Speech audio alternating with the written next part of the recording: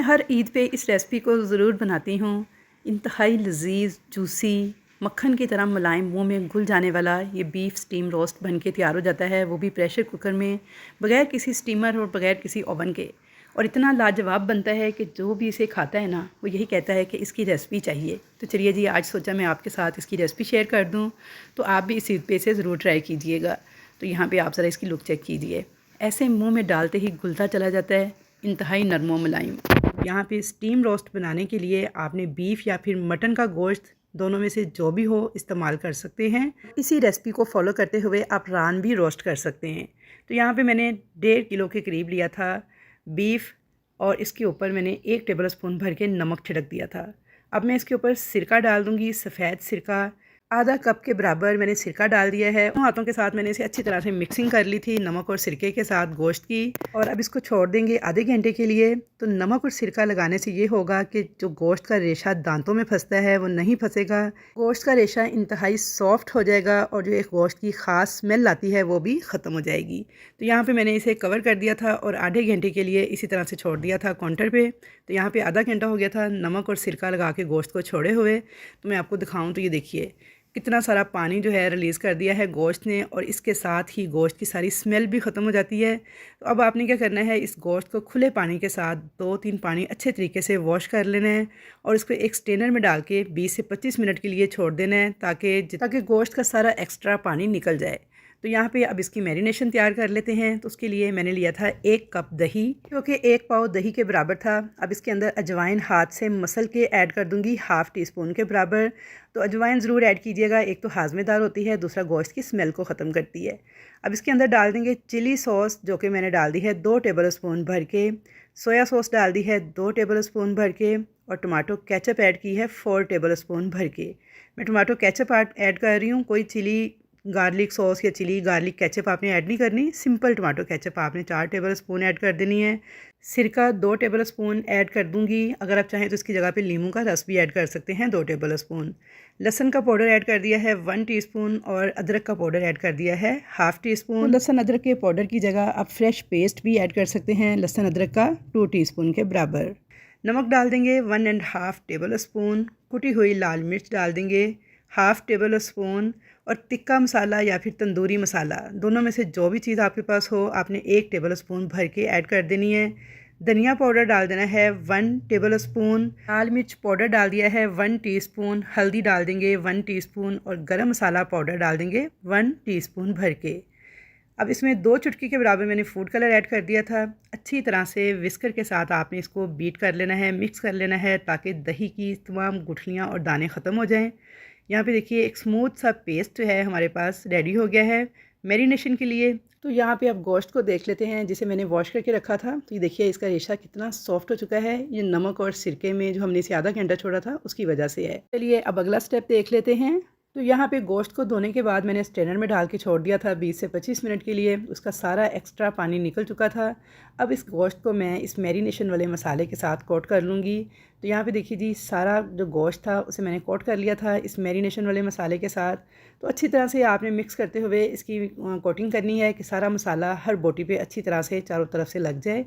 तो अब इस मैरिनेशन किए हुए गोश्त को आप चाहें तो किसी ढक्कन के साथ कवर कर लें, या फिर इस तरह से क्लिंग रैप करके फ्रिज में छोड़ दें कम से कम 6 से 8 घंटे के लिए।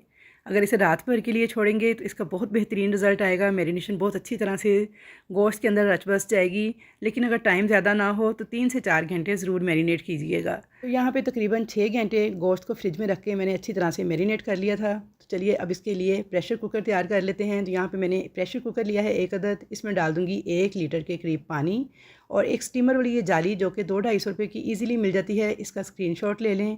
किसी भी बर्तनों वाली शॉप पे दिखाएंगे ना तो आपको दे देंगे। इसको आपने इसके अंदर रख के चेक कर लेना है कि ढक्कन वगैरह इजीली आपके प्रेशर कुकर का बंद हो जाए गोश्त रखने के बाद। तो यहाँ पे देखिए मैंने जाली को चेक कर लिया था, इसकी हाइट वगैरह का अंदाज़ा लगा लिया था। आपने भी जाली को पानी में रख के ज़रूर से चेक कर लेना है कि पानी जो है स्टीमर वाली जाली से 1 से 1.5 इंच नीचे रहे, जाली को टच ना करे। एक पीस मैंने लिया है एलुमिनियम फॉइल का, और इस तरह से जाली को मैंने अच्छी तरह से रैप कर लिया है। अगर आपके पास ना हो एलुमिनियम फॉइल का ये पीस, तो आप इसकी जगह पे बटर पेपर भी इस्तेमाल कर सकते हैं।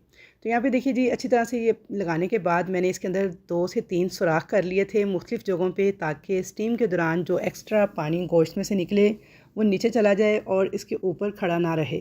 तो यहाँ पे ये 2 से 3 सुराख आपने ज़रूर से कर लेने हैं और उसके ऊपर रख देना है एक बटर पेपर की बड़ी सी शीट आपने इस तरीके से, और उसके अंदर भी आपने 2 से 3 सुराख कर लेने हैं। अब गोश्त जो कि मैरिनेशन के लिए रखा हुआ था, इसे आपने इस तरह से इस बटर पेपर के ऊपर सेट कर देना है। तो यहाँ पे देखिए सारा गोश्त जो है मैंने जाली के ऊपर एडजस्ट कर दिया था बटर पेपर के ऊपर। अब जो मैरिनेशन का मसाला बचा है इसे भी आपने इसके ऊपर ही डाल देना है और इसके ऊपर थोड़ी सी हरी मिर्चें और नींबू के स्लाइस जो हैं वो आपने इस तरह से लगा देने हैं।